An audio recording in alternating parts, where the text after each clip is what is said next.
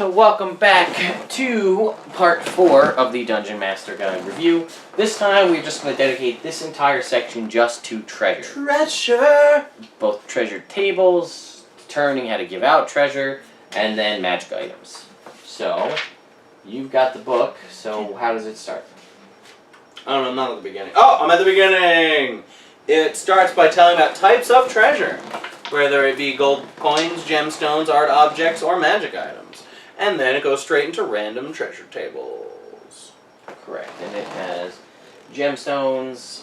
One of the things that I think is good is when your characters are lower level and potentially nobody has a bag of holding, what a good way to try to do is to discourage them or make them seriously think about what they're going to do with the treasure is give them art. Give them like a giant tapestry or what's something on the art table. A gold dragon comb set with red garnets as eyes. You got anything that's like really big? Really big. Well, there, right there on your finger, an old masterpiece painting worth 2,500 gold. I mean, you're an adventurer with a small backpack, and you're potentially traipsing through dungeons and deserts and water and all this other stuff, and you have to carry a old masterpiece painting and keep it in pristine enough condition to sell for 2,500 gold. Yeah. I don't know. That's your piece of treasure? Is it really worth trying to steal that from the local magistrate if you have to find a way to get that to a dealer to sell it? Mm-hmm. Just an interesting way to try to make your players think about that rather than it's like, oh, we're in this rich guy's house, let's take all of his stuff. If it's only gold and gemstones, you're just going to put it in your pocket and it doesn't cause any problems. Yeah. But if it's like, you know, ornate oriental rugs and giant pieces of artwork, one, you're not going to be able to just slip it out the door without being seen. Yeah. And two, you still have to get it there in the condition that it's worth that money. Mm-hmm. So it's an interesting thought process. Also, one of the cool things that you could use the gemstone, because there are gemstone tables for each gold amount of the different gemstones, and those are components in a lot of different spells. True. So if they're finding random gemstones, having to roll on this table could be really useful if that's the gemstone they need for this spell, which are usually really good spells. Diamonds as a general rule. I think I saw sapphires today too. Oh, okay. For a spell, I was looking through some random stuff. I think most of the, I think some of them are just gemstones. I think Chromatic Orb is a gemstone of 50 gold or something. Yeah. So. But most of the resurrection ones are diamonds. Yeah. So, cool. If the DM says to you, like, you find gemstones worth blah, blah, blah, me personally, I'd say are any of those diamonds, because I want them for resurrection spells. Yeah. What's up next? Challenge rating individual treasure per something. Oh, treasure hoards, based on the challenge rating of the monster. So, we were discussing dragons. Yeah. So that would be a much higher challenge rating. Depending on the dragon. Yeah. Well, I mean, all of them are higher than 0 through 4. True. I think the gold dragon I was looking at was a challenge rating 24. That'd be 17 plus. You want to roll percentile? See what treasure you get? Alright, yeah. So for do I roll multiple times, or how does that work? I don't think so. Just, yeah. Okay.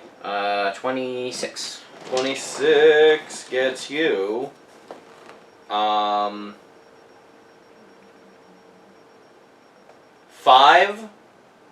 2,500 gold piece art objects, and you roll 1d6 times on Magic Table D. So I guess now we should talk about magic tables. Sure. Magic item table. Well, let's see what I would get. Go for it. Magic Table D. 6 times? Or 1d6 times? 1d6 times. So, and it's a... 6. 6? Alright, so that's a percentile for the table. Okay, We'll just do it like once or twice. We got... 32. 32 gets you a potion of speed. 4. 4 gets you a potion of supreme healing. 15. Potion of supreme healing. Jesus. 86. 86 gets you a potion of vitality, which is a lot like Viagra. 93. 93. Horseshoes of a Zephyr. Oh, that's actually a decent magic item for a horse, anyway. 39. Potion of speed. And then one more. 46. 46 gives you a spell spell scroll of 6th level, and then at that point, as a DM, you just pick what spell it is. But yeah, so once you get past the Horde tables, and you get to the magic item tables, there are 5 or 6 different magic item tables, and they all have different rarity for the magic. So D, I think that was like common or rare or something. I don't know. It's as you get higher up, usually it starts off with spell scrolls and potions. Yep. Cantrip, spell scrolls, bag of holding. And then like the bottom stuff is like the actual magic items. Yeah. And then like the higher you get, I think the magic I think you can even go up to J, potentially. Right? I'm getting there. I. You're close. So I is going to have, I think the start of the table I is probably all really good magic items. Yeah. It's probably first off is the Defender, which is a sword that gives you a +2 AC. I think that's a legendary sword. Yeah. So that's like your 17 to 20 level magic item rolling table. Yeah. There's some real good stuff on her. Yeah. So that's that. The next up in there, I believe. Well, one of the cool things that are in between that I wanted to talk about is kind of a special feature magic item group of tables where basically it kind of fleshes out the magic item. So not all, I don't know, defenders. We were just talking about the defender. Not all the defenders are the same. Maybe it tells you. Well, that one's a legendary. Well, all right, fine then. Just cloak of protection. A cloak of protection. There are multiple cloaks of protection in the world. Who made it?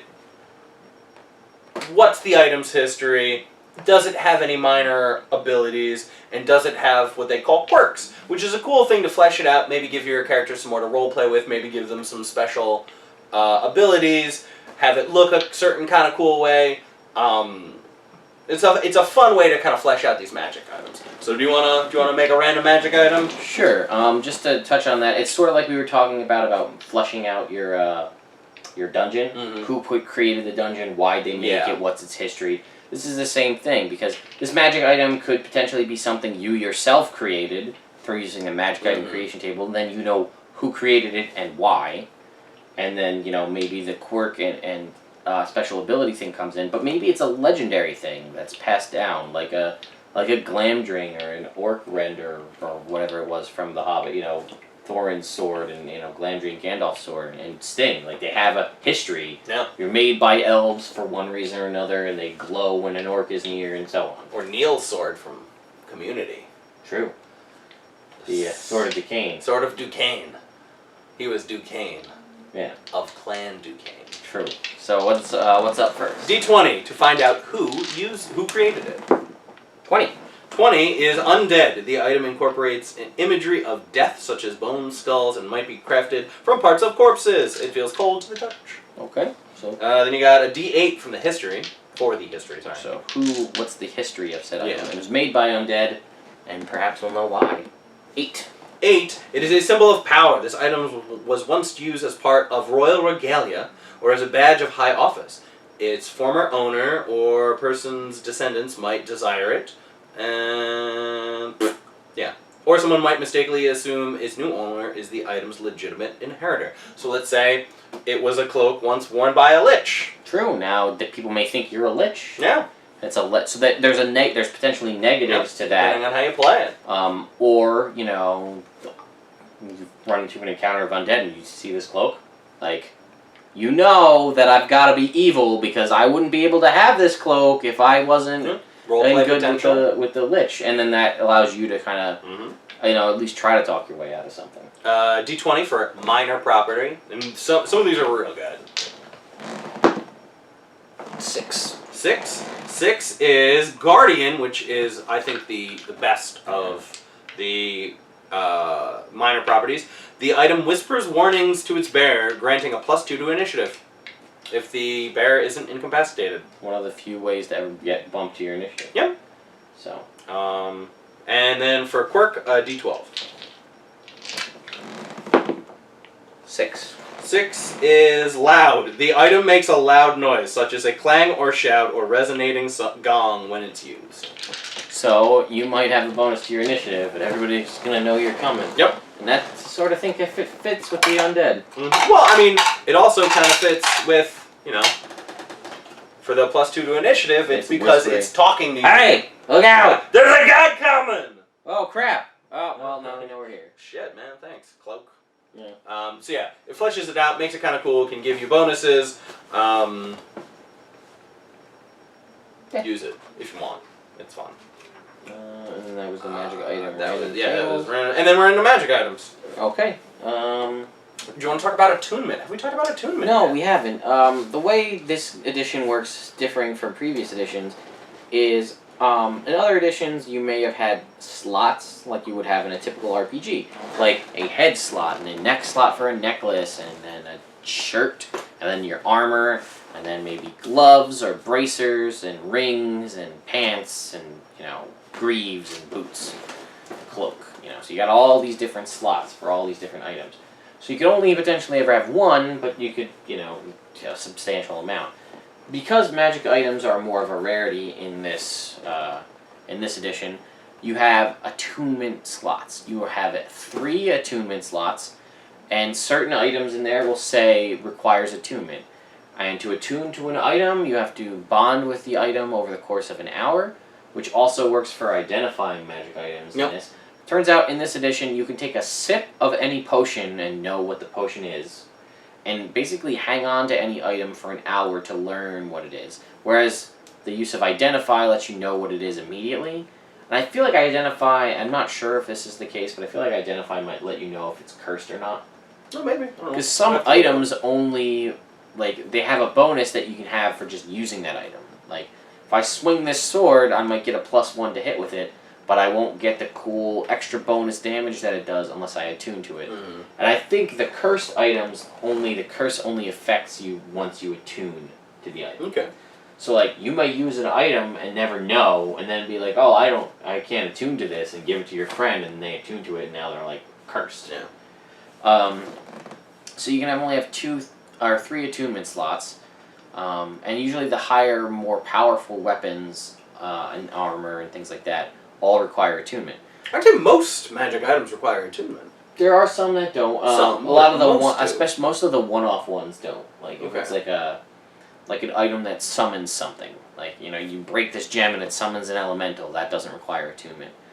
But with that could potentially mean you could wear, if you had 6 different pairs of magic gloves that didn't require attunement, you could wear 6 pairs of magic gloves, because they automatically size to fit the wearer, magic items, and magic armor.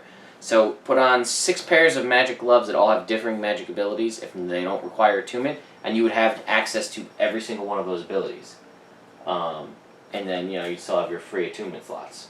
Not saying that that's going to come up a lot, because most of the things that don't require attunement are like +1 armor, +1 shield, magic shields, magic swords, not without any kind of special ability. So +1, 2, or 3 swords, shields, armor, or any of those things made out of special materials, because they're just made out of special material.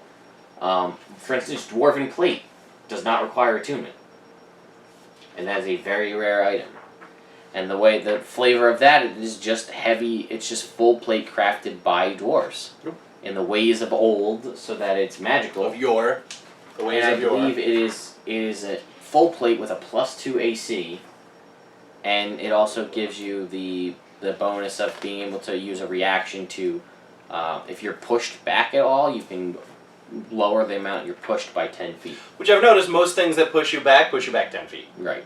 So you would not be pushed back at all, and it's 20. It's starting your AC at 20, which is fantastic, especially if you're wielding a 2-handed weapon. Yeah. Your AC is 20, which is pretty much what it would normally be. 18 for a full plate plus a shield puts you at 20. So that kind of allows you to wield, if you were able to find it, it is very rare, use a 2-handed sword, be on par with anybody else using a sword and shield. And again, that is just armor made by dwarves, so it doesn't require attunement. So that's attunement. What else would you like to talk about? I don't know. Items? They're supposed to be a lot more rare, so you just can't go on a shopping spree, but there's still really cool ones, there's still really quirky ones, there's still really fun ones. I guess pre-written campaign-wise, you do encounter quite a few, even though they're supposed to be so rare. One of the things is, as we talked about earlier, a lot of armor and things will just set your base AC at something. There are magic items that'll boost it up, which is one of the few ways you can actually just add numbers to your AC. What's your favorite magic item in the book? I don't know. It's tricky because there's a lot of, as playing a paladin, there's a lot of that I don't have access to. Because there aren't a ton, but there are some magic items that will say, requires attunement by a spellcaster, requires attunement by a bard, sorcerer, wizard, requires attunement by a cleric, and things like that. So there are certain items. It's unfortunate because there are no magic items that require attunement by a ranger, fighter, or barbarian. Okay. Which, I guess since it's magic items, but still I feel like there should be, especially a ranger. Yeah. There is at least 1 or 2 weapons that are magic items that are required attunement by a paladin. Which one of my favorites in there is probably the legendary paladin sword, which names escapes me at this Holy Avenger. I was almost there. It's a +3 attack, +3 damage, and I believe it gives you advantage on all spell effects. Oh, nice. So spells, but also dragon breath and things like that. You have advantage on any of the saving throws. And anybody within 10 feet of you also benefits from that. And if you have at least 17 levels in Paladin, that aura goes out to 30 feet rather than 10. So it's just a nice way to add on top of your Paladin other auras to just add another thing. So +5 to your AC, or all your saves if you have a 20 charisma. And if you're the Oath of the Ancient's Paladin, you take half damage from spell. Now you also have advantage on the saves against them. Nice. So, pretty solid. There's a couple other cool ones, like prayer beads and things like that. Yeah. Really, really cool. If you read into them, lots of useful stuff. How about you? I'm going to keep on with my kind of role of picking things that are weird for my favorites. Okay. And probably the Bag of Tricks. Okay, Bag of Tricks is solid. Bag of Tricks is a little pouch, and it has 3 fuzzy balls in it. And you can pick one out and throw it on the ground, and it turns into an animal that's friendly, and as a bonus action, you can command it to attack and stuff. If you roll really bad, you might get a rat, which isn't helpful, but you can get an axe beak or a tiger and stuff like that. So I think it's weird and quirky and cool. And were I playing, I would try and get a Bag of Tricks. Have you seen the row of many of useful items or whatever? No. It has a bunch of patches, and you pull the patch off, and it becomes a thing. Oh, that's cool. This is a wagon with a donkey. This is 50 feet of hempen rope or whatever. It's just, there are a lot of quirky ones, and then there are a lot of other ones. Just an interesting side note while we're talking about magic items. Some of the pre-written campaigns may have magic items in them that aren't in the book. It's true. I know the Horde of the Dragon Queen has 2. There's a spear that you can find that just has the ability to cast daylight, once a day or something like that, or maybe on a certain number of charges. But there's no classification of what rarity that item is. Nope. And or anything, so if you wanted to sell it, no idea, so I guess you could just try to talk it up. And I think the only other one is in that last town. The one before you go fight the one with the wyverns? Yeah. I think the inn there is the inn of the Golden Tankard, I think. Yeah, and it has a tankard that always fills with ale, which is not a thing because there's a couple of things in here, like a decanter of endless water, and there's another alchemist jug or something, a couple of things that will fill up with a different item, but this only fills with ale 3 times a day. Yeah. And that's a completely made up for that only magic item. Yep. So, I think there's probably rules in there for creating your own magic items. There probably are. Yeah, probably at the end. Probably. So, that's magic items. What's your guys' favorite magic item? You tell me. I don't know. Yeah. Be on the lookout. There may be a top 10 Tuesday video in the future for my top 10 D&D 5th edition magic items. So, Bag of Tricks. Number 1. So, we'll see you next time for other stuff. Yeah. Running the game. Running with the devil. Sure.